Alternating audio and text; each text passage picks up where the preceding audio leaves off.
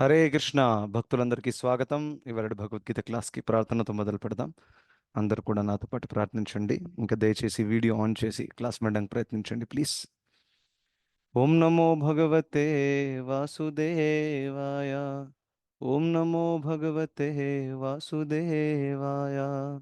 ఓం నమో భగవతే వాసుదేవాయ. ఓం అజ్ఞానతిమిరాంధస్య జ్ఞానాంజనశలాకయా చక్షురున్మిలితం येन తస్మై శ్రీగురవే నమః. నమో విష్ణుపాదాయ కృష్ణప్రేష్ఠాయ భూతలే శ్రీమతే భక్తివేదాంత స్వామిన్నితి నామినే. నమస్తే సారస్వతే దేవే గౌరవాణి ప్రచారిణే నిర్విశేష శూన్యవాది పాశ్చాత్య దేశతారిణే. जय श्री कृष्ण चैतन्य प्रभु नित्यानंद श्री अद्वैत गदाधर श्रीवासादि गौर भक्त वृंद. हरे कृष्ण कृष्ण कृष्ण हरे हरे हरे राम राम राम राम हरे हरे. హరే కృష్ణ భక్తులందరికీ స్వాగతం ఇవాళ భగవద్గీత క్లాస్కి. ఐ థింక్ చాలా రోజుల తర్వాత మళ్ళీ మనము ఈ క్లాస్ చేస్తున్నాము. సో యాక్చువల్లీ రథయాత్ర ప్రిపరేషన్స్ స్టార్ట్ అయ్యాయి. సో దానివల్ల కొన్ని మీటింగ్స్ సేవ వల్ల మనము పోయిన వారం క్లాస్ చేయలేకపోయాము. సో మనం చర్చిస్తున్నది 9వ అధ్యాయము. 9వ అధ్యాయంలో పోయినసారి మనం ఏ శ్లోకం చూసాం గుర్తుందా ఎవరికైనా? 13th చూసాను గురూజీ. 13th శ్లోకం, రైట్. సో 13th శ్లోకంలో భగవంతుడు ఏ విధంగా మహాత్మ అనే పదానికి అర్థం చెప్పారు, రైట్. మహాత్మానస్తు మాం పార్థ దైవీం ప్రకృతి ఆశ్రిత అని చెప్పారు. అయితే ఈ మహాత్ములు అంటే ఎవరు? ఎవరైతే దైవీ ప్రకృతి ఆశ్రయాన్ని తీసుకున్నారో అటువంటి వాడు. దైవీ ప్రకృతి ఆశ్రయం అంటే భగవంతుడి ఆశ్రయాన్ని తీసుకున్నారు. సో అటువంటి వ్యక్తుల గురించి భగవంతుడు చెప్పారు. భజంత్య అనన్య మనసో జ్ఞాత్వా భూతాదిం అవ్యయం అని కూడా చెప్పారు. అనన్య మనసుతో, అనన్య భావముతో వాళ్ళు భగవంతుడి భజన చేస్తారు, సేవ చేస్తారు. సో అలా ఇప్పుడు ఈ శ్లోకంలో ఇంకా కొన్ని లక్షణాలు చెప్పబోతున్నారు. ఎవరిది? మహాత్మా అనే వ్యక్తి ఎవరైతే ఉన్నారో వాళ్ళల్లో ఇంకా కొన్ని లక్షణాలు కనిపిస్తాయి. ఏంటా లక్షణాలు? అవి 14వ శ్లోకంలో ఇప్పుడు చూడబోతున్నాం. ఓకే. సో జనరల్గా మనకి మహాత్మా అనే పదము చాలాసార్లు మనం వింటాము. మనం హిస్టరీ టెక్స్ట్ బుక్లలో మహాత్మా అనే పేరుతో కొంతమంది వ్యక్తులను కూడా సంబోధిస్తాం. కానీ మహాత్మా అనే పదానికి అసలైన అర్థం ఏంటో ఇక్కడ మనం తెలుసుకుంటాం. ఓకే. సో 14వ శ్లోకము చదవాలనుకునే వాళ్ళు దయచేసి హ్యాండ్ రేస్ చేయొచ్చు. Okay. Sumana Varshitha, you can read. Hare Krishna Prabhuji. Hare Krishna. సతతం కీర్తయంతో మాం భజతంతశ్చ దృఢవ్రతాః నమస్యంతశ్చ మాం భక్త్యా నిత్యయుక్తా ఉపాసతే. ఈ మహాత్ములు నిరంతరము నా మహిమలను కీర్తిస్తూ దృఢ నిశ్చయముతో ప్రయత్నిస్తూ నా ఎదుట నమస్కరిస్తూ భక్తితో నిరంతరము నన్ను అర్చిస్తారు. హరే కృష్ణ. ధన్యవాదాలు, చాలా బాగా చదివారు. Thank you very good. So ఇక్కడ ఒక ముఖ్యమైన పాయింట్. ఫస్ట్ ఆఫ్ ఆల్ సతతం కీర్తయంతో మాం. సో మహాత్మ అంటే ఎవరుని మీ రబ్బర్ స్టాంప్ కొట్టేసి ఈ వ్యక్తి మహాత్మ అయిపోయాడు అని అలా చేయరాదనమాట. మహాత్మ అనే వ్యక్తిలో కొన్ని లక్షణాలు కనిపించాలి. ఏ విధంగానైతే 2వ అధ్యాయంలో మనం చూసాము, స్థితప్రజ్ఞుడు అనే వ్యక్తి ఎవరైతే ఉన్నారో ఆయనలో కొన్ని లక్షణాలు కనిపించాలి కదా. ఆ, ఎవరు ఆధ్యాత్మిక జీవితంలో ఎదిగిన వాళ్ళు ఎవరిని ఎలా గుర్తిస్తారు? బాహ్యంగా చూసా తిలకం పెట్టుకున్నారు కాబట్టి చాలా ప్రభుజీ చాలా గ్రేట్ డివోటీ అయిపోయారు అలానా? అలా కాదు. ఎందుకంటే తిలకం ఎవరైనా పెట్టుకోవచ్చు, ధోతి ఎవరైనా వేసుకోవచ్చు, ఈ కంటిమాల కూడా చాలా మంది వేసుకుంటారు, రైట్. అది కాదు. ఆ వ్యక్తిలో కొన్ని లక్షణాలు కనిపిస్తాయి, రైట్. తను మాట్లాడే విధానము, తను కూర్చునే విధానము, నడిచే విధానము, ఇతరులతో ప్రవర్తించే విధానము, అనేక లక్షణాలు కనిపిస్తాయి. సో ఆ లక్షణాలను బట్టి మనము గుర్తించవచ్చు అన్నమాట ఒక వ్యక్తి నిజంగానే ఆధ్యాత్మికంగా ఎదిగిన స్థాయిలో ఉన్నారా లేరా అని, రైట్. సో అదేవిధంగా మహాత్మా అనే పదాన్ని జనరల్గా కొంతమంది దేశభక్తి కోసం ఉపయోగిస్తారు. ఆ, అది ఈ దేశభక్తితో సంబంధం లేదు మహాత్మా అనే పదానికి, రైట్? సో ఎందుకంటే శాస్త్రాల్లో మహాత్మా అనేది విదురుడికి ఫర్ ఎగ్జాంపుల్ ఉపయోగించారు. మహాత్మా విదుర్ అని చెప్తారు. ఎందుకంటే ఆయన భగవంతుడు ఒక గొప్ప భక్తుడు కాబట్టి, రైట్? ఎందుకంటే దైవీ ప్రకృతిని ఆశ్రయించాడు కాబట్టి.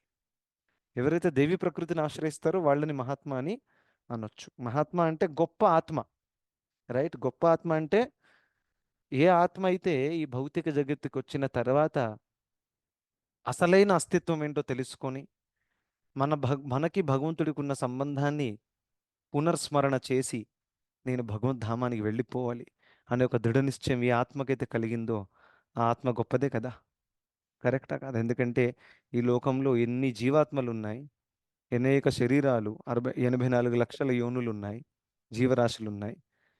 కానీ అందులో మానవ మాతృలకి ప్రత్యేకంగా ఈ అవకాశం దక్కింది. ఇంకా మానవ సమాజంలో కూడా ఇంతమంది ఉన్నప్పటికీ అందులో 0.001% మాత్రమే ఇటువంటి దృఢ నిశ్చయాన్ని స్వీకరిస్తారు. ఎటువంటి దృఢ నిశ్చయము? నేను ఆత్మని, నేను ఈ శరీరం కాదు, నేను భగవంతుడి అంశముని అని. అర్థమైంది కదా? సో అందుకనే మహాత్మా అనొచ్చు కదా అటువంటి వ్యక్తులను, ఎందుకంటే చాలా గొప్ప ఆత్మ, ఈజీ కాదు. ఒక ఒక కృష్ణ చైతన్యంలో ఉండేటటువంటి భక్తులు దక్కడం అంత ఈజీ కాదు. ఆత్మతత్వం తెలిసిన వాళ్ళు దక్కడం అంత ఈజీ కాదు. ఉమ్. సో చాలామంది బాహ్యంగా ఆ, చాలా విధి విధానాలు పాటిస్తారు, మందిరానికి వెళ్తారు, ఇది చేస్తారు, అది చేస్తారు. కానీ ఆత్మతత్వము, భగవంతుడితో మనకున్న సంబంధము, ఆధ్యాత్మిక జగత్తు, ఈ భౌతిక జగత్తు దుఃఖాలయము, ఈ దివ్య జ్ఞానము చాలా మంది వరకు వారు ఉంచుకోరన్నమాట, రైట్? సో ఎందుకంటే ఇది చాలా దుర్లభం. ఆ, సో అందుకనే మహాత్మ అనే పదాన్ని ఉపయోగించారు. ఇంకే మహాత్మ అనే పదము, దీనికి అర్థము ఇక్కడ కొన్ని లక్షణాల ద్వారా. ఫస్ట్ ఏంటి? సతతం కీర్తయంతో మాం అని చెప్పారు ఇక్కడ. సో ఎప్పుడెప్పుడు మనం ఇస్కాన్లో వచ్చినప్పుడు మనము ఒక మాల చేయండి, 2 మాలలు చేయండి, హరే కృష్ణ అని చెప్తాం స్టార్టింగ్లో. తర్వాత మెల్లిమెల్లిగా 16 మాలలు చేయండి అని చెప్తాం, కరెక్ట్? సో 16 మాలలు చేయండి అని కృష్ణుడు భగవద్గీతలో ఎక్కడని చెప్పారా? ఎక్కడ చెప్పారు? మరి ఎందుకు మీరు చెప్తుంటారు అందరికీ? అంటే మీరు భగవద్గీతలో లేని చెప్తున్నారు మీరు అని కొంతమంది ప్రశ్నిస్తారు. అయితే మేమేంటామంటే యాక్చువల్లీ కృష్ణుడు భగవద్గీతలో 16 మాలలు చేయండి అని చెప్పలేదు, అది కరెక్టే. కృష్ణుడు ఏమన్నారంటే 24 గంటలు నా మాలలు చేయండి అని చెప్పారు. అది మీరు చేయగలుగుతారా? లేదండి, అందుకని 16 చేయండి. చాలా సింపుల్. ఎక్కడ చెప్పారు 24 గంటలు మాలలు చేయండి అని? ఇదే శ్లోకం గుర్తుపెట్టుకోండి లైఫ్లో. ఇప్పుడు చదువు. సతతం అంటే ఏంటి? నిత్యం, ఎల్లప్పుడు, సతతం. ఏం చేయాలి? కీర్తయంతో, నన్ను కీర్తిస్తూ ఉండాలి. ఈ హరినామ జపం కూడా ఒక రకమైన కీర్తన. కీర్తన అంటే కేవలం మంగళవాద్యాలు వాయించడం కాదు, కానీ కీర్తన అంటే భగవంతుని కీర్తించడము, భగవంతుడి కథ చెప్పడం కూడా కీర్తన అవుతుంది, భగవంతుడి నామాలు జపించడం, ఉచ్చరించడం కూడా కీర్తన అవుతుంది. సో ఆ విధంగా కృష్ణుడైతే చెప్పింది 24 గంటలు నా జపం చేయండి అని చెప్పారు. కానీ పాయింట్ ఏంటంటే మనం కలియుగ వాసులము, కరెక్ట్? సో 24 గంటలు అయితే చేయలేము, కనీసం 16 మాలలు అయితే చేయాలి, రైట్? ఇప్పుడు 16 మాలలు మీరు ఎందుకు స్ట్రెస్ ఇస్తున్నా అంటే మీలో మ్యాక్సిమం అందరూ కూడా కొత్త వాళ్ళు కాదు. ఇప్పుడు ఆల్మోస్ట్ 3 ఇయర్స్ కంటే ఎక్కువైపోయింది, కరెక్ట్? సో ఖచ్చితంగా కనీసం 8 మాలాస్ వరకు అయితే ఖచ్చితంగా మీరందరూ రావాలి. 16 సరే, కొంతమందికి వాళ్ళ వాళ్ళ పరిస్థితిని బట్టి సమయం పట్టొచ్చు ఎక్కువగా. 8 మాలలు అయితే ఖచ్చితంగా రావాలండి. ఆ, 3 సంవత్సరాల క్లాస్ తర్వాత 8 మాలలు రాలేదంటే then it's a big question. Yeah. So ఆ విధంగా మనలో కూడా ఈ లక్షణం కనిపించాలి. సతతం కీర్తయంతో కాకపోయినా మనము కనీసం 16 మాలలను చేయొచ్చు.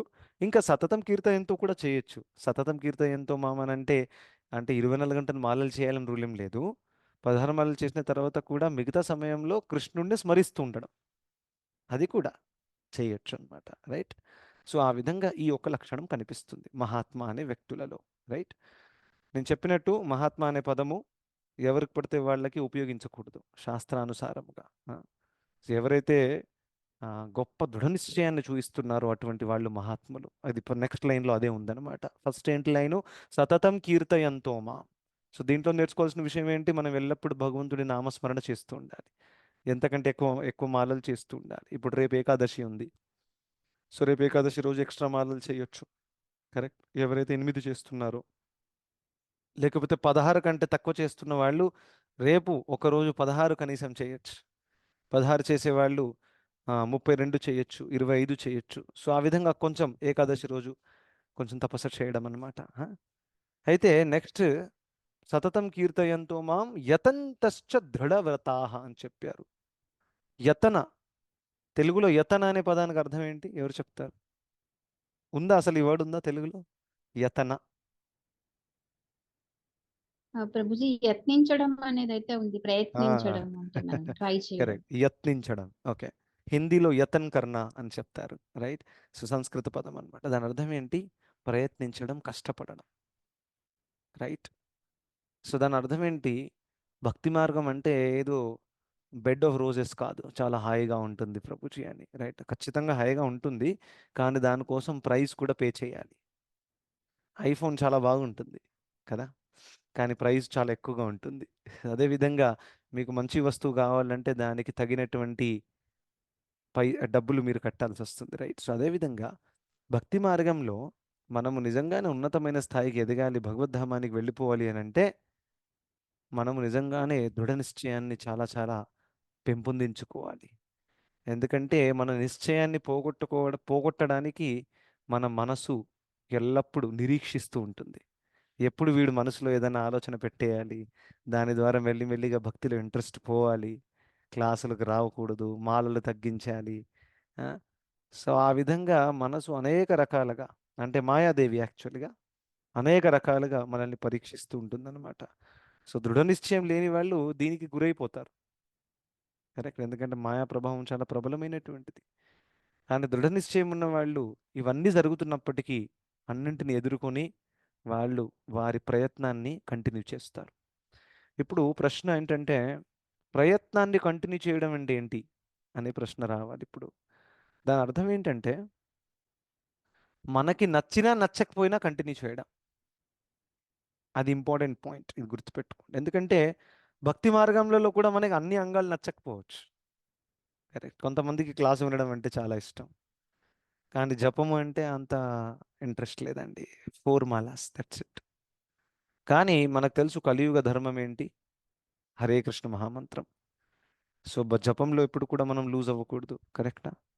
సో ఆ విధంగా కొన్ని ప్రిస్క్రైబ్డ్ రూల్స్ మనకు ఉన్నాయి భక్తిలో. జపం చేయడము, ఇంకా క్లాస్ వినడము, చదవడము, బుక్ చదవడం, క్లాస్ వినడం, అంటే తత్వం నేర్చుకోవడం ఇది. ఇంకా వైష్ణవుల సాంగత్యంలో ఉండి వారి సేవ చేయడం. ఇవి కొన్ని బేసిక్ రూల్స్ మనకు ఉన్నాయి. ఇంకా 4 రెగ్యులేటరీ ప్రిన్సిపల్స్ ఉన్నాయి, ఇవన్నీ కూడా, రైట్. సో ఇవి ఎప్పుడెప్పుడు మనకు నచ్చకపోవచ్చు, ఒప్పుకుంటారా?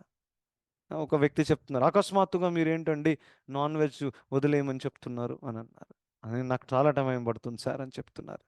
అంటే దాని అర్థం ఏంటి? నచ్చట్లేదు ఇది అని శాస్త్రాలు నాకు చెప్తున్నాయి.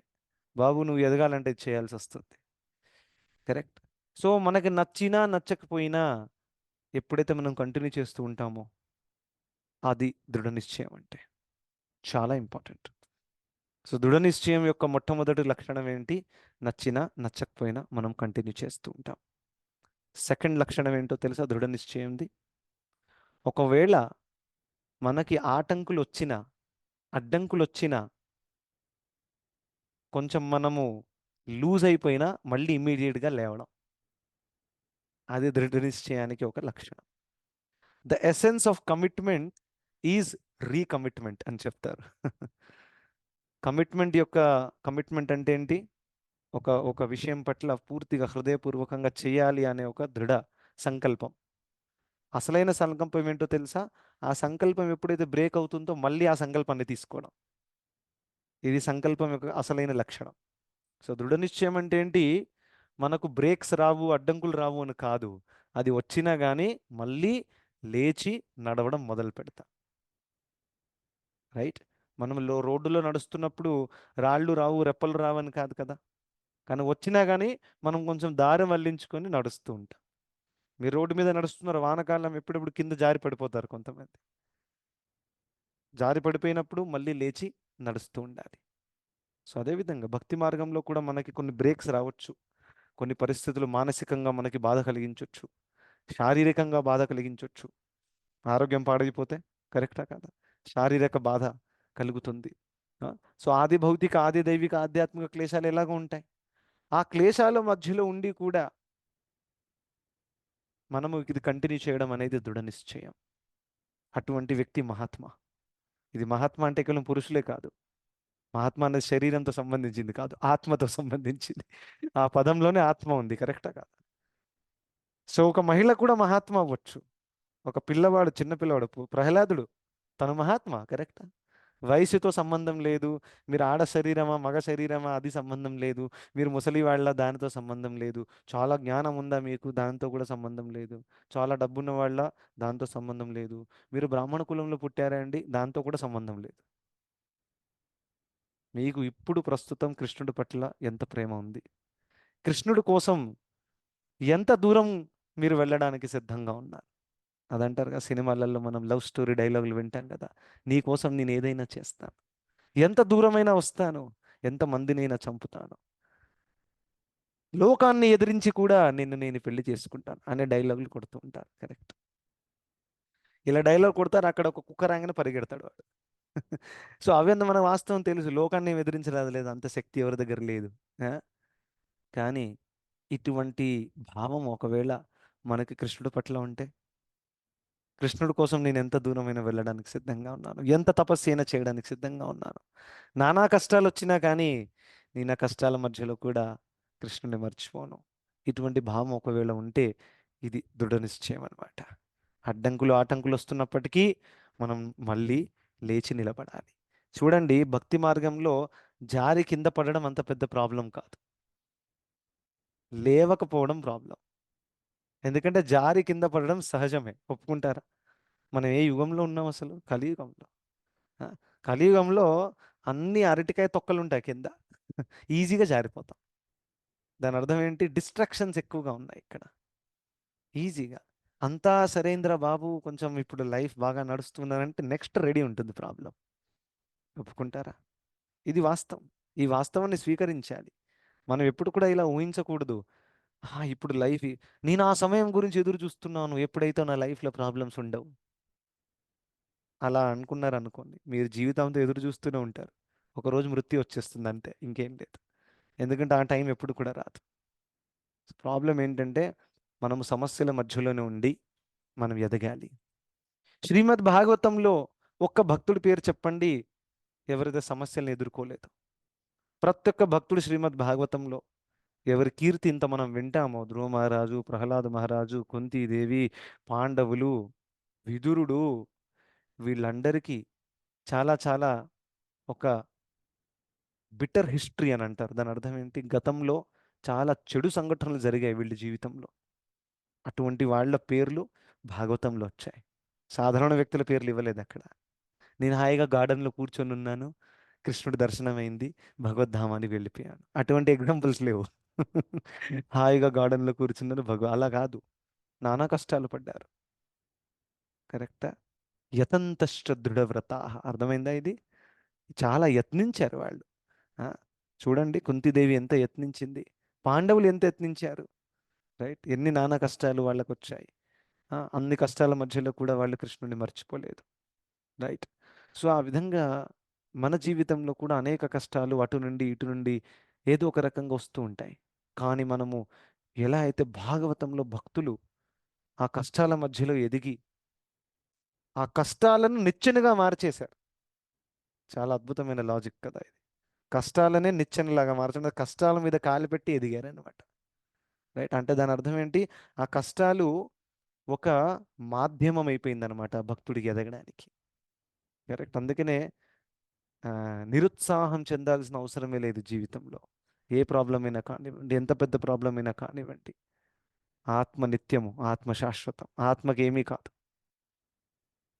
అది మనము కానివ్వండి, మన కుటుంబ సభ్యులు కానివ్వండి, నా పిల్లోడు, నా అమ్మాయి, మా నాన్నగారు, తాతగారు, ఎవరైనా కానివ్వండి, అందరూ శాశ్వతమైన వాళ్ళే. ఎవరికి ఎటువంటి హాని కలగదు ఆత్మకి. ఇంకా శరీరం ఎలాగో నశించిపోతుంది ఒకరోజు. దేని గురించి మనం టెన్షన్ పడుతున్నాం? సో ఎటువంటి టెన్షన్ తీసుకోవాల్సిన అవసరం యాక్చువల్గా లేదు. మన మనసు, మన మానసిక శక్తి ఏదైతే ఉందో అనవసరమైన ఆలోచనలో పాడు చేయకుండా హరికథలో నిమగ్నం చేయాలి. ఆలోచన శక్తి అందరి దగ్గర ఉంది, కరెక్ట్. దాన్ని ఏ విధంగా ఉపయోగిస్తామో దాని మీద ఆధారపడి ఉంటుంది. సో దృఢ నిశ్చయం అని అంటే భక్తుడు ఫుల్ కమిటెడ్ అన్నమాట. ఫుల్ కమిటెడ్ అంటే కృష్ణుడిని పొందడానికి నేను ఏదైనా చేయడానికి సిద్ధంగా ఉన్నాను. శుద్ధ భక్తులు అంటే ఏంటంటే కృష్ణుడు ఒకవేళ వచ్చి ఇక్కడ 5th ఫ్లోర్ నుండి జంప్ చేయనంటే కళ్ళు మూసుకొని జంప్ చేసేస్తారు. దాని అర్థం ఏంటంటే కృష్ణుడి కోసము ఎంత రిస్క్ అయినా తీసుకోవడానికి కూడా సిద్ధంగా ఉంటారు భక్తులు. ఇప్పుడు మనం ఏదో పెద్ద పెద్ద రిస్క్ తీసుకోవాలని కూడా కాదు, చిన్న విషయాలే అక్కడే ఫెయిల్ అయిపోతాం. పొద్దున తొందరగా లేవాలి, అదే ఆ రిస్కే మనకు రావట్లేదు ఇప్పుడెప్పుడు, కరెక్టా కదా. అందులోనే చాలా చాలా కష్టపడుతూ ఉంటాం. రోజు 16 మాలలు చేయాలి, అదైతే ఒక పర్వతాన్ని మోస్తున్నట్టు ఫీలింగ్ వస్తుంది ఎప్పుడెప్పుడు. కానీ నేను చూశాను ఈ క్లాస్లో కొంతమంది ఎంత సిన్సియర్గా, ఎంత రెగ్యులర్గా మాలలు చేస్తున్నారు. 16 కాదు, 8 చేసేవాళ్ళు కూడా. కన్సిస్టెన్సీ ఇంపార్టెంట్, నేను చెప్పాను ఆల్రెడీ చాలాసార్లు. 8 చేసేవాళ్ళు ఒకవేళ కంటిన్యూస్గా 8 చేస్తున్నారని అంటే it is a very good sign. ఇంకా కొంతమంది వర్కింగ్ లేడీస్ అయినప్పటికీ వాళ్ళు 16 కూడా చేస్తున్నారు. ఇది చాలా చాలా గొప్ప విషయం, it's not a joke, correct. ఎన్ని రెస్పాన్సిబిలిటీస్ ఉన్నాయి.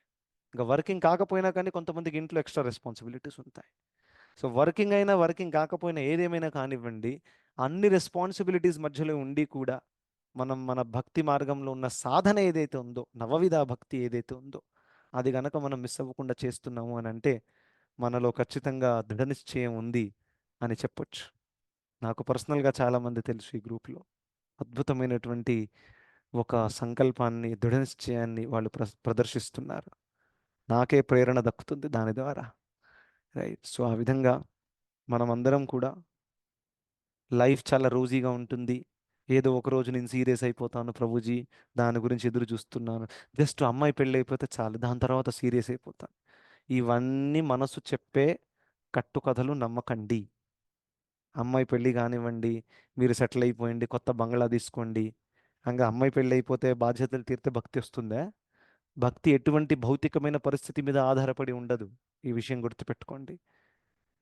ఎంత కఠినమైన పరిస్థితుల్లో కూడా మీరు బ్రహ్మాండంగా భక్తి చేయొచ్చు, ఆ కోరిక ఉంటే. ఆ కోరికే లేకపోతే అన్ని ఫెసిలిటీస్లు ఉన్నా కానీ ఆ ఫెసిలిటీస్ మధ్యలో కూర్చొని టీవీ పెట్టుకొని న్యూస్ ఛానల్ చూస్తాము, సినిమా పాటలు చూస్తాం కానీ భక్తి చేయం, కరెక్టా. సో బాధ్యతలు తీరిపోతాయి, లైఫ్లో కొంచెం రిలాక్స్ అయిపోతాను, అప్పుడు సీరియస్ అవుతాను. ఆ రోజు కోసం ఎదురు చూడకూడదు. బహుశా ఆ రోజు రాకపోవచ్చు, ఒప్పుకుంటారా? కరెక్ట్. సో అందుకనే మనము వెంటనే, ఇప్పుడు మనకు తెలిసిపోయింది కదా, వెంటనే మనం సీరియస్ అయిపోవాలి. అది దృఢ నిశ్చయం అని అంటే. సో దృఢ నిశ్చయం అంటే నేను చెప్పినట్టు ఆ చిన్న పక్షి గురించి ఉదాహరణ మనం విన్నాం కదా ఎన్నోసార్లు. గరుడ దేవుడికి మధ్య ఇంకా పక్షికి మధ్య ఒకటి మంచి లీల ఉంటుంది. చిన్న పక్షి తన సముద్రం దగ్గర గుడ్లు పెట్టింది, ఆ గుడ్లు సముద్రం లోపలికి వెళ్ళిపోయాయి. ఆ చిన్న పక్షి సముద్ర దేవతని పిలిచి నా గుడ్లు నాకు తిరిగిచ్చేయండి అని అంటే, చిన్న పక్షి నువ్వు వెళ్ళిపో, నీ గుడ్లు ఇవ్వను అని చెప్తే తను నేనే స్వయంగా తీసుకుంటాను, ఈ సముద్రంలో ఉన్న నీళ్ళంతా కూడా ఖాళీ చేసేస్తాను నేను, అప్పుడు నా గుడ్లు నేను తీసుకుంటాను. చిన్న పక్షి, ఊరపిచ్చక అంటాం కదా, అది సముద్రంలో వెళ్ళి తన నోటితో నీళ్లు ఖాళీ చేస్తుంది. ఒక్కసారి ఆలోచించండి. ఇది చూస్తే మూర్ఖత్వం అని అనొచ్చు మీరు, కానీ అది ప్రయత్నం చూడండి దానిది. ఎంత గొప్ప ప్రయత్నం చూడండి, ఎంత గొప్ప ఊహ, నేను చేయగలుగుతాను, చేస్తాననేది. ఆ పక్షితో, చిన్న పక్షితో నేర్చుకోవచ్చు మనం. అది చేస్తున్నప్పుడు గరుడ దేవుడు అక్కడికి వచ్చారు. ఆ పక్షి చేస్తున్న ప్రయత్నాన్ని చూసి గరుడ దేవుడు చాలా ప్రసన్నులయ్యారు. ప్రసన్నుడయి తను మాటిచ్చారు, నీకు ఆ గుడ్లు నేను ఇప్పిస్తాను. సో గరుడ దేవుడు సముద్ర దేవతకి వార్నింగ్ ఇచ్చారు, వెంటనే గుడ్లు ఇచ్చేయి, లేకపోతే ఈ నీళ్లు ఖాళీ చేసే పని నేను చేస్తాను, చేయనా అని చెప్పగానే సముద్ర దేవత భయపడిపోయి వెంటనే గుడ్లు తిరిగిచ్చేసింది. సో మీకు అందరికీ ప్రశ్న, పక్షికి సాఫల్యం దక్కిందా లేదా? దక్కింది కదా, కరెక్టా కాదా? ఆ గరుడ దేవుడు వచ్చేదానికంటే ముందు ఎవరైనా చూస్తే నవ్వుతూ ఉండేవారు. ఏం చేస్తున్నావు, టైం వేస్ట్ చేస్తున్నావు, ఏమైనా అవుతుందా, నీ గుడ్లు రావి ఇంకా, సముద్రం నీళ్ళు ఏమైనా ఖాళీ చేస్తావా, నువ్వు బుద్ధుందా నీకేమైనా అని అనేవారు. కానీ తను ప్రయత్నించింది. ఎందుకంటే ఎవరైతే ప్రయత్నిస్తారో అటువంటి వాళ్ళకి భగవంతుడు శక్తిని ప్రసాదిస్తారు. కరెక్ట్. మన దగ్గర శక్తి తక్కువ ఉన్నా పర్వాలేదు, కోరిక బలంగా ఉండాలి. శక్తి, కోరిక రెండు వేరే విషయాలు, ఒప్పుకుంటారు కదా? ఒకసారి ఆలోచించండి. కోరిక అంటే ఇది చేయాలి, అది చేయాలి కృష్ణుడు కదా, కోరిక, బలమైన కోరిక. కానీ శక్తి కూడా ఎప్పుడెప్పుడు కొంతమంది దగ్గర వేరే వేరే లెవెల్స్లో ఉంటాయి. కరెక్టా? కానీ భక్తి మార్గం ఎలాంటిదంటే మీకు కొంచెం శక్తి తగ్గినా పర్వాలేదు, శక్తి లేదనుకోండి, అంత జ్ఞానము లేదండి, నా దగ్గర ఇది లేదు, తపస్సు చేసే శక్తి లేదు, ఏకాదశి రోజు నేను ఉపవాసం ఉండలేను, 3 పూట్ల తింటాను, అది పెద్ద ప్రాబ్లం కాదు. కోరిక ఒకవేళ స్ట్రాంగ్గా ఉందనుకోండి, అటువంటి వ్యక్తులకి భగవంతుడు శక్తిని ప్రసాదిస్తారు. ఎక్కడైతే కృష్ణుడు చెప్పారు, అనన్యాశ్చింతయంతో మాం ఏ జనా పర్యుపాసతే తేషాం నిత్యాభియుక్తానాం యోగక్షేమం వహామ్యహం. యోగక్షేమం వహామ్యహం విన్నారా మీరు? ఎల్ఐసి వాళ్ళు పెట్టుకున్నారు ఇదే డైలాగ్, మీ యోగక్షేమాలను మేము చూసుకుంటామని. కరెక్టా? వాళ్ళు అంతేం చూసుకోరు, కానీ పాయింట్ ఏంటంటే ఆత్మయోగక్షేమాలు ఎవరు చూసుకుంటారు? సరే, నేను చనిపోయిన తర్వాత నా భార్యకి పిల్లలకి ఎల్ఐసి వాళ్ళు డబ్బులు ఇస్తారు, 50 లక్షలు ఇచ్చేశారు. కానీ నేను పై వచ్చే జన్మలో కుక్క శరీరంలో వెళుతున్నాను, ఎల్ఐసి వాళ్ళు కాపాడతారా? కాపాడరు. సో అందుకనే మనల్ని అసలుగా యోగక్షేమం వహామ్యహం అనేది కృష్ణుడు మాటిచ్చారు మనకి. కృష్ణుడు ఏమంటున్నారంటే, మీకు ఏదైతే తగ్గుతుందో అది నేను సప్లై చేస్తాను, ఇంకేదైతే ఆల్రెడీ మంచిగా ఉందో దాన్ని ప్రొటెక్ట్ చేస్తాను, కాపాడుతాను. దాని అర్థం ఏంటి? భక్తి కోసం ఏదైతే అనుకూలమో అది ఉంచుతారు, భక్తి కోసం అనుకూలం కానిది తీసేస్తారు. రైట్. సో మనందరికీ పర్సనల్ జీవితంలో కూడా ఎన్నో ఉదాహరణలు, మన ఒక గతాన్ని మనం చూస్తే కొన్ని కొన్ని సందర్భాలలో మనం ఏ విధంగా చిక్కిపోయే వాళ్ళము, కానీ ఆ సందర్భం నుంచి ఎలా బయటకు వచ్చామో ఇప్పుడు ఒకసారి దాన్ని గమనిస్తే మనకు అర్థమవుతుంది కృష్ణుడు ఏ విధంగా లీల చేశారు మన జీవితంలో. కరెక్టా కదా? నాకు అటువంటి ఎన్నో ఉదాహరణలు ఉన్నాయి. సో ఇప్పుడు ఒకవేళ ఇలా కూర్చొని నేను ఆలోచిస్తే, ఆ రోజు అలా జరగకపోతే నేను ఇవాళ భక్తిలో రాకపోయేవాడిని కాదు. ఆ సంఘటన జరిగింది, చెడు సంఘటన, నాకు చాలా బాధ కలిగింది అప్పుడు, ఇలా ఎందుకయిందని.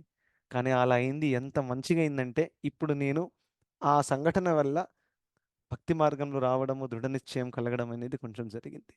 సో అటువంటి సంఘటనలు మనందరికీ ఎన్నో ఉంటాయి ఖచ్చితంగా. సో భగవంతుడు ఏంటంటే, మన మన ప్రాబ్లం ఏంటంటే మనము ప్రస్తుతం మన జీవితంలో ఏది జరుగుతుందో అది మాత్రం చూసే మనం ఆలోచిస్తాం. ఇది జరిగితే నాకు మంచిది, నాకు ప్రమోషన్ వస్తే మంచిది, ఇదైతే మంచిది. ఎందుకంటే మన మన దృష్టి చాలా చిన్నది. కానీ భగవంతుడు మన జీవితాన్ని ఎలా చూస్తారు? ఫుల్ లైఫ్ చూస్తారు. ఎందుకంటే మన భగవంతుడికి భవిష్యత్తు కూడా తెలుసు. వేదాహం సమతీతాని వర్తమానాని చార్జున భవిష్యాణి చ భూతాని అని చెప్పారు. అయితే భవిష్యత్తు కూడా తెలుసు. సో కృష్ణుడికి తెలుసు ఈ శ్రీనివాసు ఎప్పుడు చనిపోబోతున్నాడు, పై వచ్చే 30 ఏళ్ళు ఏం చేస్తాడు, ఎక్కడ చిక్కిపోయే అవకాశాలు ఉన్నాయి, అదంతా మనసులో పెట్టుకొని ఇప్పుడు నా పరిస్థితులను అరేంజ్ చేస్తారు ఆయన. కానీ నేను మూర్ఖుణ్ణి కాబట్టి నాకు తెలీదు 15 ఏళ్ల తర్వాత ఒక పెద్ద ప్రాబ్లం రాబోతుంది, దాన్ని ఎదుర్కోగలిగిన శక్తి నాకు లేదు, దాన్ని ఎదుర్కోవడానికి ఇప్పటి నుంచే నాకు ట్రైనింగ్ కృష్ణుడు ఇస్తున్నారు. ఆ విషయం నాకు తెలియదు. కానీ ఈ పరిస్థితులు అన్నీ ఎదుర్కొని 15 ఏళ్ల తర్వాత ఆ సంఘటన జరిగినప్పుడు చాలా చాలా శక్తితో ఆ యొక్క పరిస్థితిని ఎదుర్కోగలుగుతాం. ఈ అరేంజ్మెంట్ ఎవరు చేశారు? కృష్ణుడు చేశారు. కానీ అది గమనించలేకపోతాం. ఎందుకంటే ఇన్ని కష్టాలు వస్తున్నాయని ఫీల్ వస్తుంది, ఎందుకు ఇలా జరుగుతుంది? రైట్. సో ఆ విధంగా ఇది చాలా చాలా ఇంపార్టెంట్. నేను కొన్నిసార్లు క్లాసులలో కూడా చెప్పాను నా పర్సనల్ ఎక్స్పీరియన్స్. స్టార్టింగ్లో భక్తి మార్గంలో వచ్చినప్పుడు మా మమ్మీ డాడీ నాకు చాలా అగెయిన్స్ట్ అయిపోయారు అనమాట. వాళ్ళు భయపడిపోయారు వీడియో సన్యాసి అయిపోతాడని. ఆ, ఇంకా చిన్న కొడుకు అంటే చాలా ప్రేమ ఎక్కువగా ఉంటుంది. సో ప్రతి తల్లికి సాధారణంగా కొడుకు పెళ్ళి అవ్వాలి, మంచి అందమైన భార్య రావాలి, వాడు సెటిల్ అవ్వాలి, ఇల్లు కొనుక్కోవాలి, కారు కొనుక్కోవాలి అని వాళ్ళ కోరిక ఉంటుంది, సహజమే, తల్లి స్వభావము. కానీ నాకు అకస్మాత్తుగా ఆధ్యాత్మిక జీవితంలో ఇంట్రెస్ట్ రావడము, ఇంకా చాలా రోజంతా భగవద్గీత అది దాంట్లోనే మొత్తం ఉండేవాడిని. సో మమ్మీ కొంచెం భయపడిపోయి, డాడీ కూడా టెన్షన్లో వచ్చేసరి వీడు సన్యాసి అయిపోతాడా అని. సో ఆ విధంగా నేను ఇంట్లో కూర్చొని జపం చేస్తున్నప్పుడు కూడా నాతో పెద్ద గొడవ చేసి నా జపాన్ని ఆపేశారు, ప్రత్యేకంగా మా నాన్నగారు. అది వేరే విషయం. ఇప్పుడు మా నాన్నగారే 16 మాలలు చేస్తున్నారు. చూడండి కృష్ణుడి ప్లాన్ చూడండి ఎలా ఉంటుంది. ఇది ఎప్పుడు చెప్తున్నాను, ఇది 6-7 సంవత్సరాల క్రితం జరిగిన విషయం అనమాట. సో అప్పుడు మా నాన్నగారు నిజంగానే నాకు లాస్ట్ ఫైనల్ వార్నింగ్ ఇచ్చేశారు. నువ్వు గనక మళ్ళీ నీ చేతిలో ఇక్కడ మాల చూశాను అనుకో ఇంట్లో, నువ్వు ఇంట్లో ఉండవు, నేను గెంటేస్తాను, వెళ్ళిపో, ఎక్కడైనా ఉండు. ఆ విధంగా చెప్పారు. లాస్ట్ ఫైనల్ వార్నింగ్ ఇచ్చేశారనమాట. అప్పుడు అలా ఇంటి నుంచి బయటకు వెళ్ళాను, నా కళ్ళల్లోంచి నీళ్ళు వచ్చాయి. అప్పుడు నేను పెద్దవాడినే, ఒక అబ్బాయి, పెద్ద అబ్బాయి ఏడుస్తున్నాడంటే బహుశా చాలా బాధ కలిగి ఉంటుంది. సాధారణంగా మహిళలు కొంచెం తొందరగా ఏడిచేస్తారు వాళ్ళు, రైట్? పురుషులు అంత ఈజీగా ఏడవరు, వాళ్ళు సెల్ఫ్ కంట్రోల్ చేస్తారు చేస్తారు చేస్తారు. కానీ ఎప్పుడెప్పుడు ఉప్పొంగిపోతుంది బాధ, అప్పుడు ఏడుస్తారు. సో నాకు ఎందుకు బాధ కలిగిందంటే, నేను ఇంతకాలం తర్వాత నాకు భక్తి చేసే అవకాశం దక్కింది, భక్తుల సాంగత్యం దక్కింది, ప్రభుపాదుల వారి ఆశ్రయం దక్కింది, ఇస్కాన్ సంస్థ దక్కింది. ఆ, నేను అనుకున్నాను ఇక మంచిగా హాయిగా నా జీవితంలో మళ్ళీ ఎప్పుడు ఏది తప్పు చేయను, అన్ని 4 నియమాలు పాటిస్తాను, 16 మాలలు చేస్తాను, ఎవరిని హింసించను, హానించను, మంచి భక్తుడిలాగా వెళ్తాను, కృష్ణ ఆశీర్వదించండి అని అదే రోజు నేను మందిరంలో మొక్కి ఇంటికి వచ్చాను, మంచిగా జపం చేసుకుంటాను అని. ప్రాబ్లం స్టార్ట్ అయిపోయింది. సో బాధ ఏంటంటే, అరే రాక రాక వచ్చిన శ్రద్ధ కృష్ణ, అది కూడా తీసుకెళ్ళిపోతున్నావు నా నుండి నువ్వు. రాక రాక వచ్చింది, నన్ను ప్రోత్సహించడానికి నువ్వు నా పరిస్థితి ఇంకా మెరుగుపరచాలి కానీ కాంప్లికేట్ ఎందుకు చేస్తున్నావు అని ఆ ప్రశ్న కృష్ణుడి మీద నాకు వచ్చింది. కరెక్టా కాదా? నా కోమల శ్రద్ధ, కోమల శ్రద్ధ అంటే స్టార్టింగ్ స్టేజ్లో ఉన్న శ్రద్ధ కోమలంగా ఉంది. ఆ కోమలంగా ఉన్న శ్రద్ధని ఇంకా పెంచాలి కానీ ఇలా పరిస్థితి ఎందుకు చేశారు? ఆ, ఇక దాని తర్వాత నేను ఎంత పాపాత్ముడిని అయితే నాకు ఎంత దుఃఖాలు కలుగుతున్నాయి. ఎందుకంటే అప్పటిదాకా నాకు బేసిక్స్ తెలిసిపోయాయి, భగవద్గీత ఎందుకు మనం దుఃఖం అనుభవిస్తాం జీవితంలో, ఆ విధంగా. సో అలానే చాలా బాధ కలిగింది. అరే రాక రాక దక్కింది, ఇంకా నేనేదో మంచి పని చేస్తుంటే వీళ్ళు అర్థం చేసుకోలేకపోతున్నారు, వీళ్ళు ఇంకా చాలా ఆనందపడాలి, అరే మా వంశంలో ఒక వ్యక్తి కృష్ణ భక్తి చేస్తున్నాడు, వంశమే పావనమైపోతుందని వాళ్ళకి ఫీలింగ్ రావాలి కానీ వాళ్ళు నన్ను నువ్వు చెయ్యకరా అని వాళ్ళు అలా అంటున్నారు. చాలా బాధ కలిగింది. సో అలా నేను దాచుకుంటూ దాచుకుంటూ గార్డెన్లో కూర్చొని జపం చేసేవాడిని. ఈ విధంగా 1-2 సంవత్సరాలు జరిగాయి. ఆ, అందరు గార్డెన్లో నన్ను పిచ్చివాడిలాగా చూస్తున్నారు. ఎవడే పిల్లవాడు ఇక్కడ కూర్చున్నాడు, ఇలా ఇలా చేస్తూ ఉంటారు, జోకులు వేస్తున్నారు, కమెంట్లు పాస్ చేస్తున్నారు. లోపల నుంచి చాలా బాధ కలుగుతుంది. కొత్తగా ఉన్నప్పుడు ప్రాబ్లమ్స్ వచ్చినప్పుడు దుఃఖం వస్తుంది చాలా. అదే మనం భక్తిలో ఎదిగిన తర్వాత ప్రాబ్లం వచ్చినప్పుడు నవ్వు వస్తుంది. ఈ మార్పు వస్తుంది కొన్ని సంవత్సరాల తర్వాత. సో ఆ విధంగా చాలా చాలా బాధ కలిగింది. ఇంకా మళ్ళీ కూడా ఒకసారి ట్రై చేశాను, అప్పుడు కూడా వాళ్ళు చాలా స్ట్రిక్ట్ అయిపోయారనమాట. ఇక నేను అమ్మ నాన్నతో గొడవ చేయనా, ఎందుకు చేయాలి, ఆ విధంగానే గార్డెన్లో కంటిన్యూ చేస్తున్నాను. కాంప్లికేషన్ మీద కాంప్లికేషన్స్ వస్తున్నాయి, నథింగ్ ఈజ్ వర్కింగ్ అవుట్. మళ్ళీ వానకాలం వచ్చేసింది. అరే వానకాలం ఏ గార్డెన్లో కూర్చొని జపం చేయను అసలు నేను. అరే నాకు కృష్ణ, నాకు జపం చేయడానికి ఒక చిన్న ప్లేస్ కావాలి, నాకు చిన్న ప్లేస్ ఇప్పించండి ఇక్కడ కూర్చొని జపం, అది కూడా దక్కట్లేదు. ఇంట్లో వాళ్ళు ఎలగొడుతున్నారు, ఎక్కడ బయట వాన వస్తుంటే ఎక్కడికి వెళ్ళను. కరెక్ట్. సో ఆ విధంగా గొడుగు పట్టుకొని నడుస్తూ 2 గంటలు నడుస్తూ జపం చేసేసాను. ఇదేదో చూడండి, నా గొప్పతనం చెప్పడానికి కాదు, అలా అపార్థం చేసుకోకండి. నా పర్సనల్ ఉదాహరణ చెప్తున్నాను, ఎందుకంటే నా పర్సనల్ లైఫ్ నుంచి చెప్తే అది కనెక్ట్ అవుతుంది.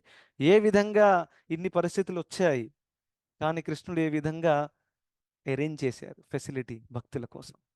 ఆ, సో ఆ విధంగా అది కూడా అలా కొనసాగింది మెల్లిమెల్లిగా, రైట్? సో నాకు ఆ మధ్య ఇంకా డౌట్లు పెరుగుతున్నాయి, శ్రద్ధ ఇంకా పెరగట్లేదు, డౌట్లు పెరుగుతున్నాయి. ఎందుకు కృష్ణ, అసలు భక్తి చేసేదానికంటే ముందు హాయిగా ఉన్నాను. కానీ ఇలాంటి ప్రాబ్లమ్స్ ఎందుకు వస్తున్నాయి? ఆ? సో అది ఇది నడుస్తుంది. మరియు సో ఏం చేయాలి ఏం చేయాలి అర్థం అవ్వలేదు. కానీ ఒక క్లాస్లో విన్నాను, నన్ను ఏం కాపాడిందంటే భక్తుల సాంగత్యం నన్ను కాపాడింది. నేను నిజంగా చెప్పాలంటే అన్ని పరిస్థితులలో ఒక టైం అయితే వచ్చేసింది నాకు, ఇక ఇది అవసరం లేదు గొడవ, ఈ హరే కృష్ణ గొడవ వద్దు నాకు అసలు. ఎందుకంటే ఇంత టెన్షన్ తీసుకోవాలి? ఎంత హాయిగా అందరూ నా ఫ్రెండ్స్ బ్రతుకుతున్నారు, మంచిగా సినిమాలు చూస్తూ హాయిగా అమ్మాయిలతో తిరుగుతున్నారు, ఎంజాయ్ చేస్తున్నారు, నేను అనవసరమైన తపస్సు నేను చేస్తున్నాను. తపస్సు కూడా చేస్తున్నాను, ఇంకా మీదంగా కష్టం కూడా అనుభవించాలి. ఎందుకండి అని అటువంటి స్టేజ్ కూడా వచ్చిందనమాట. అప్పుడు నా పరీక్ష నడుస్తుందని నేను అనుకోలేదు, అది ఇప్పుడు నాకు తెలిసింది. కృష్ణుడు పెట్టిన పరీక్ష అది. కానీ నేను ఎలాగో ఆ పరీక్ష పాస్ అయినా తెలుసా, నా వల్ల కాదు, నా దగ్గర నాతో పాటు ఉన్నటువంటి భక్తులు ఉన్నారు కదా, వాళ్ళు నన్ను పాస్ చేయించారు. అది ఉంటుంది కదా, పరీక్షలో క్వశ్చన్ వచ్చింది, దాని ఆన్సర్ మీకు తెలియదు, పక్కోడు చెప్తాడు, అప్పుడు కూడా పాస్ అయిపోతారు మీరు. అలా అయిందనమాట నా పరిస్థితి. కాపీ కొట్టి పాస్ అయ్యాను. దాని అర్థం ఏంటంటే, అటువంటి సందర్భంలో నాకు భక్తులు ప్రేరణ కలిగించారు. నేను అప్పుడు ముంబైలో చౌపాటి టెంపుల్కి వెళ్ళేవాడిని. సో అక్కడ భాగవతం క్లాస్ అంటే నాకు చాలా ఇష్టం ముందు నుంచే, ముందు కూడా ఇప్పుడు కూడా. సో ఆ క్లాస్లో వినేవాడిని, చాలా కేర్ఫుల్గా ఫస్ట్ రోలోనే కూర్చునేవాడిని. ఇంకా ఏం చెప్తున్నారు ఒక్కొక్క విషయము. సో అక్కడ ఒక విషయం ఒక పాయింట్ చెప్పారు, ఆ పాయింటే నేను రిపీట్ చేశాను కొంచెంసేపు ముందు. Whether you like or don't like, you should always continue practicing devotional service, and this attitude will attract the attention of Krishna. How many of you want the attention of Krishna అని అన్నారనమాట. దీని అర్థం ఏంటి తెలుగులో, మీకు నచ్చినా నచ్చకపోయినా మీరు ఒకవేళ ఈ భక్తి మార్గంలో కంటిన్యూ చేస్తున్నారు అనుకోండి, చాలా శీఘ్రమే కృష్ణుడి కృపా కటాక్షం అపారమైనటువంటిది, మామూలు కృప కాదు, చాలా పెద్ద కృప దక్కుతుంది. కానీ ఆ పెద్ద కృపకి పాత్రులు ఎవరు? ఎవరైతే అన్ని పరిస్థితుల్లో కూడా కంటిన్యూ చేస్తున్నారు, ఈ దృఢ నిశ్చయాన్ని చూపించగలిగారో.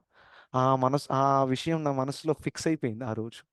ఇక అది విన్న తర్వాత ఇవన్నీ నడుస్తున్నప్పటికీ లోపల నుంచి ఫీలింగ్ రావట్లేదు. అయినా కానీ ఆయన చెప్పారు కదా క్లాస్లో భాగవతంలో, కృష్ణుడి కృప కావాలంటే ఓర్చుకోవాలి. సరే ఓర్చుకుందని నేను ఏం చేద్దాం, ఆప్షన్ లేదు నా దగ్గర. ఇంకా ఏదో ఆనందంతో కూడా చేయలేదు, అదేమంటారు గ్రడ్జ్ ఫీలింగ్లో చేశాను అనమాట.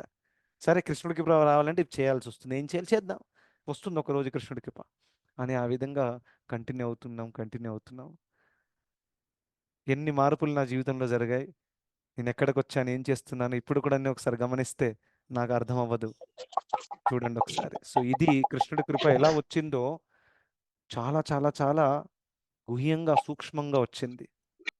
సో అందుకనే కృష్ణుడి కృప మనం ఎప్పుడు కూడా ఇలా బాహ్యంగా జడ్జ్ చేయకూడదు.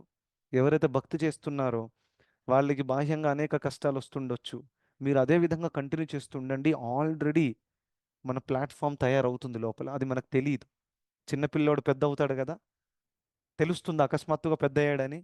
ఎలా పెద్ద అవుతాడు తెలియదు, కూడా తెలియదు, పెద్ద అయిపోయాడు. చాలా చాలా చాలా సూక్ష్మంగా పెద్ద అవుతారు. అదేవిధంగా మనం ఎదుగుతున్నాం, కృష్ణుడికి దగ్గర అవుతున్నాము. మనం ఎప్పుడు కూడా నిరుత్సాహంతో ఉండకూడదు, రైట్? సో ఆ విధంగా మనం కంటిన్యూ చేస్తూ ఉండాలి. నేను జనరల్గా ఈ ఉదాహరణ చెప్పను పర్సనల్గా, ఎందుకంటే కొంతమంది అనిపించుకోవచ్చు ఆయన తన గొప్పతనాలు చెప్పుకుంటున్నారని. కానీ యాక్చువల్గా ఇందులో హోల్ ప్రాసెస్లో నా గొప్పతనం ఎక్కడ కూడా లేదు. ఎందుకంటే ఆ దృఢ నిశ్చయం అంతా కూడా నాకు శ్రవణం ద్వారా, మంచి భక్తులు వాళ్ళ క్లాసు విని వారి ఉదాహరణ ద్వారా నేను నేర్చుకుని వారి గైడెన్స్ తీసుకున్నందువల్ల ఆ పరిస్థితిలో కూడా కొంచెం ముందుకి కొనసాగగలిగాను. నాతో పాటు ఇంకో ఫ్రెండ్ ఉండేవాడు. మా ఇద్దరికి డౌట్స్ వచ్చాయి. దౌర్భాగ్యం కొద్దీ తను మళ్ళీ ఇస్కాన్కి రాలేదు ఇప్పటిదాకా. కానీ నన్ను కృష్ణుడు ఏదో విధంగా నా భక్తులు కాపాడి నన్ను రీటైన్ చేశారు, రైట్? ఆయన ఇప్పుడు కలుస్తుంటాను, ఆ ఫ్రెండ్ని, ఫేవరబులే, కానీ ఆయన కమిట్ అవ్వలేదు. మంచి కమిట్ అయ్యే అవకాశం ఉండింది. కరెక్టా? మానవ జీవితం అద్భుతంగా కృష్ణుడికి డెడికేట్ చేయొచ్చు, కరెక్టా కాదా? ఈ లోకంలో ఎంతో మందికి ఎన్నో విషయాలు డెడికేట్ చేస్తాం. ఈ ఒక్క జీవితం కృష్ణుడి కోసం డెడికేట్ చేస్తే ఏం లాస్ చెప్పండి? ఇంకా డెడికేట్ చేయడం అంటే అంతా వదిలేసి సన్యాసి అయిపోవడం, అది కూడా కాదే. చాలా సింపుల్, హరే కృష్ణ మహామంత్రం జపం చేయాలి, మీకు కుదిరినంత డొనేషన్ ఇవ్వచ్చు, కుదిరినంత సేవ చేయొచ్చు, భక్తుల సాంగత్యం తీసుకోవచ్చు, క్లాస్ వినొచ్చు. చాలా సింపుల్ ప్రాసెస్. సో అందుకనే యతంతశ్చ దృఢవ్రతాః, ఈ యత్నించడం ఎవరైతే చేస్తున్నారో వాళ్ళకి సక్సెస్ గ్యారంటీడ్ అండి. ఇప్పుడు జరుగుతున్న పరిస్థితులను బట్టి నిర్ణయించకండి మనం ఎదుగుతున్నామా లేదా అనేది. మనం ఎదుగుతున్నామా లేదా అనేది కృష్ణుడికి మాత్రమే తెలుసు. So leave it to Krishna. మన ప్రయత్నం ఏముండాలి? ప్రాక్టీస్ కంటిన్యూ చేస్తూ ఉండాలి, ఏదేమైనా కానివ్వండి. సో ఇది మస్ట్ పర్ఫెక్ట్ ఫార్ములా అండి, నా పర్సనల్ ఎక్స్పీరియన్స్ చెప్తున్నాను. ప్రాక్టీస్ చూడండి, ఇలా ఇన్ని సంఘటనలు జరిగినప్పటికీ మా నాన్నగారు గత 4 సంవత్సరాల నుంచి 16 మాలలు చేస్తున్నారు. ఒకసారి ఆలోచించ, ఏ వ్యక్తి అయితే నన్ను ఇంటి నుంచి గంటేస్తానన్నాడో తను 16 మాలలు చేస్తూ తనకి చాలా బాధ కలిగింది, తన కళ్ళల్లో నీళ్ళు వచ్చాయి, నేను నిన్ను తిట్టానని. సో ఆ విధంగా కృష్ణుడు తన హృదయంలో కూడా మార్పును తీసుకొచ్చాడు. కానీ ఆ మార్పు వచ్చినా రాకపోయినా కానీ కంటిన్యూ చేస్తుండాలి. కొన్ని కేసెస్లో రావచ్చు, కొన్ని కేసెస్లో రాకపోవచ్చు. దాని మీద ఆధారపడి ఉండకూడదు. కరెక్టా? సో ఆ విధంగా మనకి ఖచ్చితంగా దృఢ నిశ్చయంతో ఎవరైతే చేస్తున్నారో వాళ్ళకి ఖచ్చితంగా భగవంతుడి కృప, అపారమైన కృప దక్కుతుంది. సో దయచేసి మన జీవితంలో ఒక స్ట్రిక్ట్నెస్, ఇంకా సిన్సియరిటీ తీసుకురావాలి. మన మానవ జీవితాన్ని తేలిగ్గా తీసుకోకూడదు, చాలా దుర్లభం. యత్నించండి, అద్భుతమైనటువంటి కృప మనకి దక్కుతుంది. అది దక్కిన తర్వాత ఎంత పెద్ద ప్రాబ్లం అయినా కానివ్వండి, ఇది కొంచెం ఇంచు కూడా కదిలించరాదు మనల్ని, గ్యారంటీ ఇస్తున్నాను. నా కాంటాక్ట్ నెంబర్ కూడా అందరి దగ్గర ఉంది. నేను చెప్పే మాట 100% ట్రూ. కృష్ణుడి కృప మనకే విధంగా దక్కుతుందంటే, యం లబ్ధ్వా చాపరం లాభం మన్యతేన అధికం తథా యస్మిన్ స్థితోన దుఃఖేన గురునాపి విచాల్యతే. ఆ స్థాయికి వచ్చిన తర్వాత ఎంత పెద్ద ప్రాబ్లం వచ్చినా కానీ దాన్ని చూసి స్మైల్ వస్తుంది, కానీ మనం టెన్షన్ తీసుకోం. రైట్? సో ఆ విధంగా కంప్లీట్గా మనకి అద్భుతమైనటువంటి అంతరంగపు శక్తి భగవంతుడు ఇస్తారు ఈ అన్ని పరిస్థితులను ఎదుర్కోవడానికి. రైట్? కానీ దానికోసం యత్నించాలి, కష్టపడాలి. కష్టపడితేనే వస్తుంది, అంత ఈజీ కాదు. రైట్? సో అది ఈ శ్లోకంలో నుండి నేర్చుకోవాల్సిన విషయం. సో అందరికీ ధన్యవాదాలు. హరే కృష్ణ. క్లాస్ ఎక్కువైపోయింది ఇవాళ, 10 నిమిషాలు, క్షమించండి. Thank you so much. So రేపు ఏకాదశి ఉంది, అందరు దయచేసి ఏకాదశిలో పాల్గొనండి. శ్లోక రిసైటేషన్, ఇంకా ఇంకొక చిన్న అనౌన్స్మెంట్ కూడా ఉంది, నేను చెప్తాను.